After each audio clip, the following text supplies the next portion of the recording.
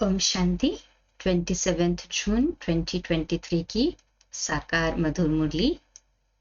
आज की मुरली में ज्ञान के सागर प्यारे मीठे बाबा हम बच्चों से कहते हैं, मीठे बच्चे, तुम सच्चे सच्चे रूहानी ब्राह्मण नई दुनिया के स्थापना के निमित्त हो। तुम्हें अपना अश्व अर्थात शरीर इस यज्ञ में स्वाहा करना है। प्रश्न: अवस्था को स्थायी अर्थात एकरस अचल बनाने का साधन क्या है? उत्तर: अवस्था स्थायी तब बनेगी जब निरंतर योग में रहेंगे। योग टूटता है योग तब टूटता है जब किसी में ममत्व है। इसलिए नष्ट मोहा बनो।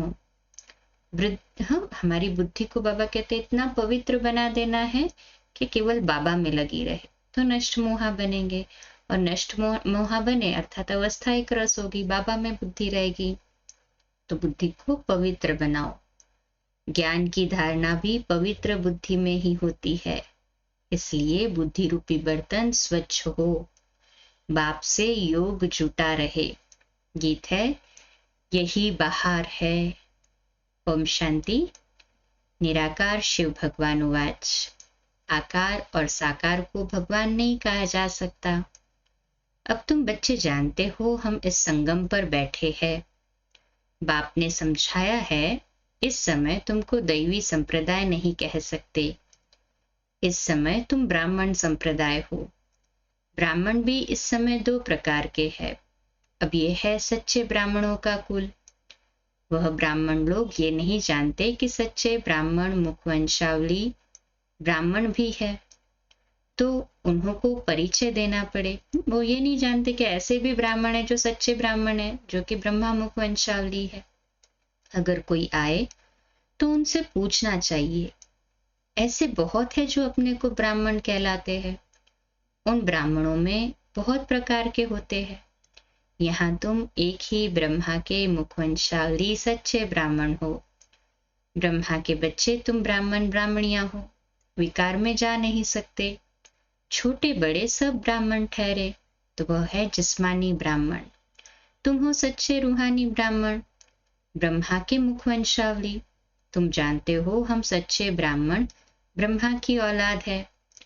परमपिता परमात्मा अपने पोत्रे पोत्रियों को पढ़ाते हैं पुत्र द्वारा। प्रजापिता ब्रह्मा पुत्र है शिव बाबा का। उनके हम अलौकिक पिता के भी बच्चे, तो शिव बाबा दादा हुआ, अर्थात हम उनके पोत्रे पोत्रियां हुए।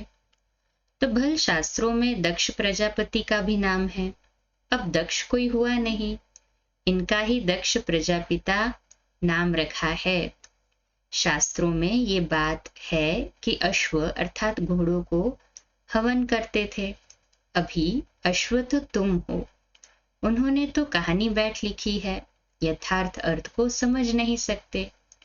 कुछ न कुछ अक्षर आए हुए हैं। जैसे नाटक बनाते हैं, झांसी की रानी नाम तो है, परंतु वो एक्टर्स रियल तो नहीं है ना। आर्टिफिशियल बैट बनाते हैं। अपने आदमियों को लश्कर के सिपाही बनाते हैं। कुछ न कुछ है जिसके फिर नाटक बनते हैं। जो पास्ट हो गया उनके ही फिर नए एक्टर्स बनाकर पार्ट बजवाते हैं। बाबा कहते तुम तो पार्ट सीखे हुए हो ना। ऑटोमेटिकली आत्मा में जो पार्ट नोंधा हुआ है वह प्ले हो रहा है।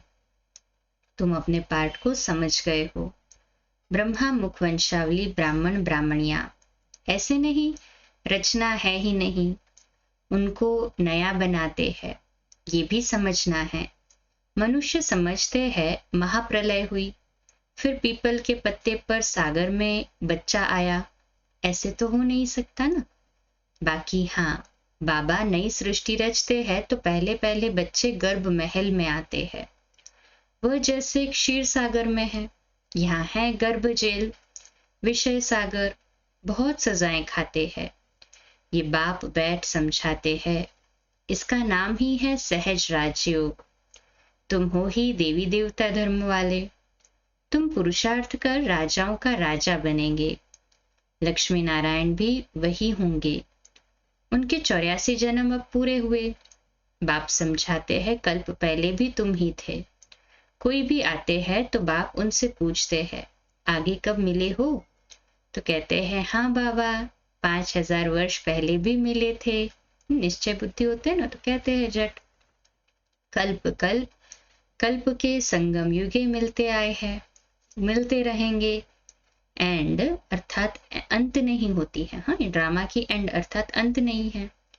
ये बना बनाया ड्रामा है, रिपीट होता रहता है, चक्र फिरता रहता है। बाप कहते हैं, मुझे भी पतित से पावन बनाने वाला, हाँ बाबा कहते हैं मुझे भी पतित से पावन बनाने तो आना ही पड़ता है। भी वो आता है तो भी तो हम पावन बनते हैं ना। बीच में आने का तो हमारा काम ही नहीं। मेरा नाम ही है पतित पावन। कहते हैं, फिर से भारत को व सृष्टि को आकर पावन बनाओ। सृष्टि के आदि में भारत में देवी देवताओं का राज्य था, लॉन्ग लॉन्ग एगो कहते हैं ना। परंतु कब, ये समझते नहीं। पुराने ते पुराने मनुष्य हुए देवी देवताएं, स्वर्ग की चीजें, महल माड़ियां आदि दिखाते हैं ना। पुराने ते पुराने देवी देवताएं थे, जिनके सोने हीरे जवाहरातों के महल थे। 5000 वर्ष की बात है। इससे पुरानी कोई चीज होती ही नहीं। पुराने ते पुराने लक्ष्मी नारायण भी नहीं, राधे कृष्ण है पुराने ते पुराने। लक्ष्मी नारायण से भी पहले तो राधे कृष्ण है ना। बचपन में राधे कृष्ण थे, अर्थात वो राधे कृष्ण जो है वो लक्ष्मी नारायण से भी पुराने हैं। बुजुर्ग हुए, बड़े हुए, तब उनका नाम लक्ष्मी नारायण हुआ। तो सबसे पहले पुराने तो राधा कृष्ण। श्री कृष्ण है स्वर्ग का पहला बच्चा। आत्मा भी प्योर, शरीर भी प्योर, नंबर 1। मुख्य प्रिंस प्रिंसेस है ना। बाप कहते हैं, मैं एक मुसाफिर हूँ। कहाँ का मुसाफिर तुम जानते हो? परम धाम अथवा निर्वाण धाम का मुसाफिर। मुसाफिर तो आत्मा ही है ना। मैं आत्मा एवर प्योर हूँ। फिर तुम हो मेरी सजनिया। तुम काली हो गई हो, विकारी बन गई ना। अब हम तुम्हारी आत्मा को गोरा बनाते हैं, खाद निकालते हैं। एक मुसाफिर तुम सबको हसीन बनाते हैं। कैसा मोस्ट बिलवेड मुसाफिर है। स्वर्ग में तो नेचुरल शोभा रहती है ना। कितने खूबसूरत देवताएं हैं। अभी तुम ब्राह्मणों का ये पुराना शरीर है, तुम हसीन से काली बन जाती हो। मैं मुसाफिर तुमको गोरा बनाता हूँ। मैं इस पुरानी काली सजनी में प्रवेश करता हूँ।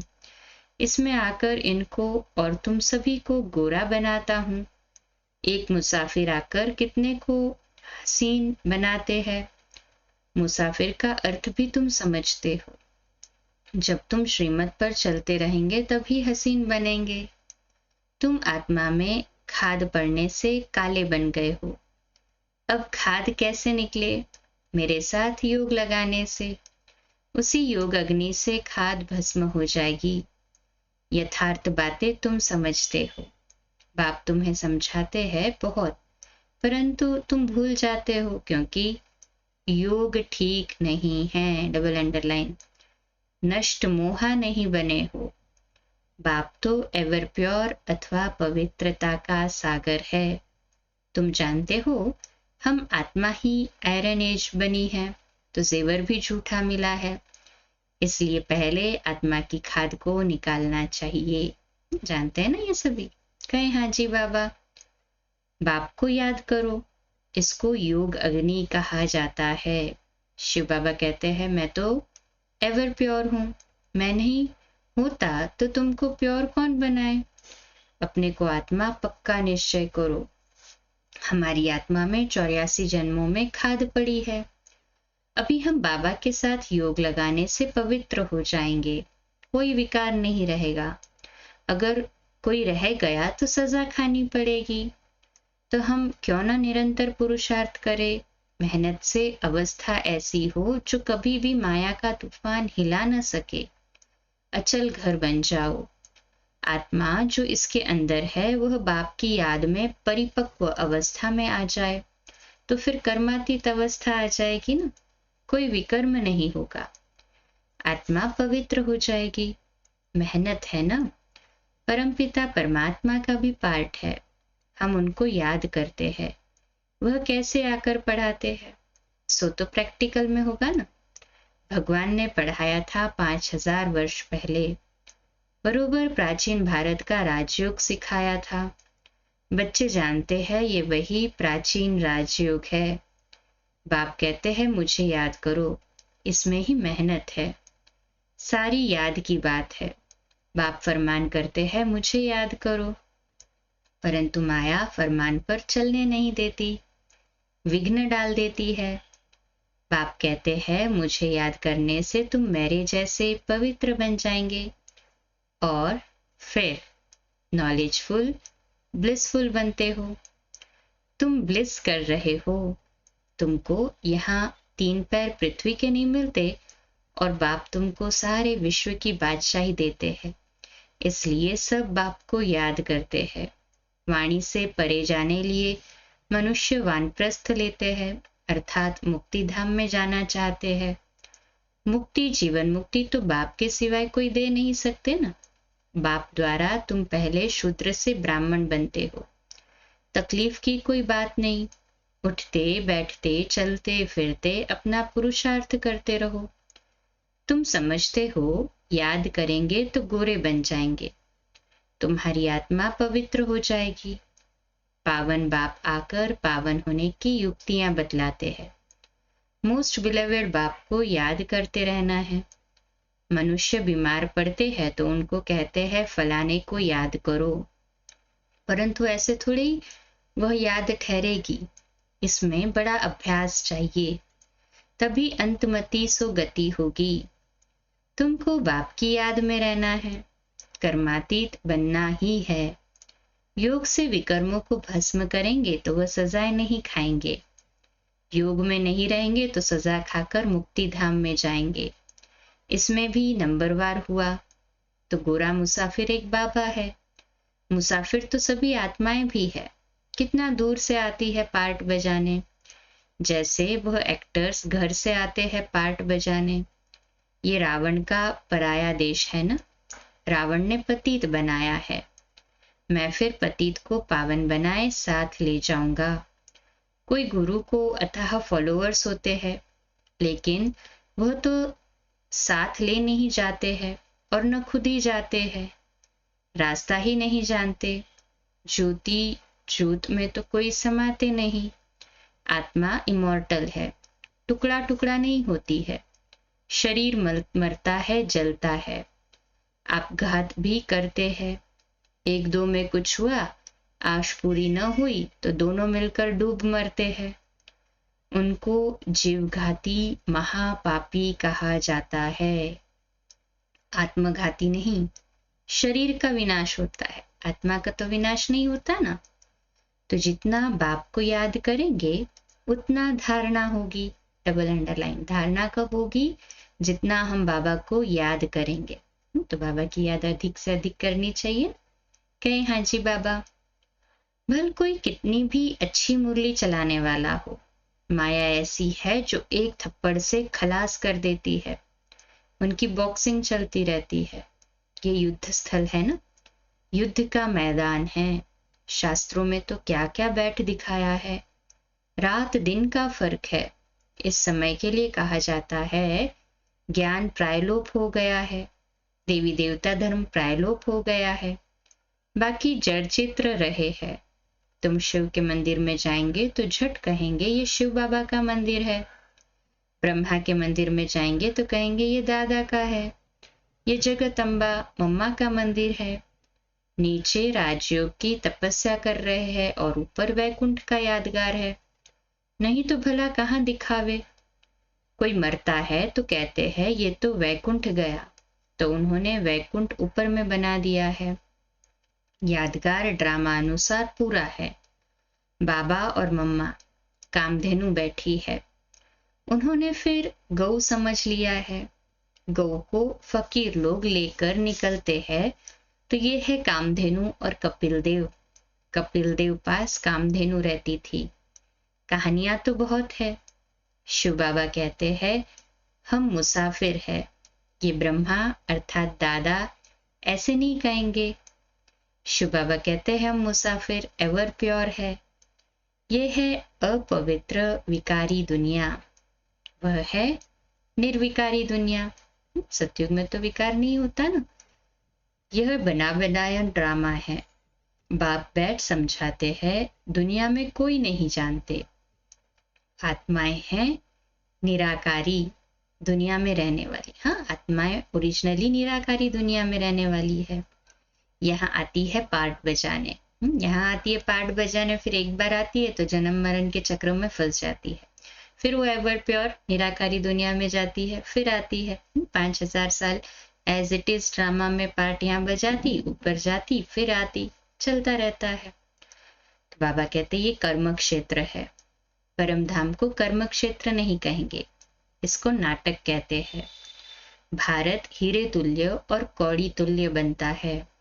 भारत के ही वर्ण हैं, ब्राह्मण वर्ण, देवता वर्ण, क्षत्रिय वर्ण, वैश्य और शूद्र वर्ण। इनमें ही 84 जन्म पूरे होते हैं। सब धर्मों के 84 जन्म नहीं होते हैं। कितनी बातें मीठी मीठे सिकिलदे बच्चों को समझाते हैं। कितनी मेहनत करते बाबा। बच्चे जानते हैं कल्प कल्प पढ़ते आए, पुरुषार्थ अनुसार ही ट्रांसफर होंगे। जैसे स्कूलों में ट्रांसफर होते हैं ना, एक क्लास में पास हुए फिर नेक्स्ट क्लास में ट्रांसफर होंगे, नेक्स्ट स्टैंडर्ड में। बाबा कहते तुम भी नंबरवार जाकर राजाई करते हो। सिर्फ बाप का बन बाप को याद करो। बाप को तो घड़ी घड़ी याद करो, नहीं तो विकर्म विनाश कैसे होंगे। घड़ी घड़ी अपने से बातें करनी है। हम आत्मा तो इमॉर्टल है। बाबा ने फरमान किया है मुझे याद करो तो विकर्म विनाश होंगे। याद नहीं करेंगे तो विकर्म विनाश नहीं होंगे, पद भी ऊंच नहीं मिलेगा। अच्छा, मीठे मीठे सिकिलदे बच्चों प्रति माता पिता बाप दादा का याद प्यार और गुड मॉर्निंग। रूहानी बाप की रूहानी बच्चों को नमस्ते। हम रूहानी बच्चों की रूहानी माता पिता बाप दादा को याद प्यार, गुड मॉर्निंग और नमस्ते। वाह बाबा वाह, शुक्रिया बाबा शुक्रिया।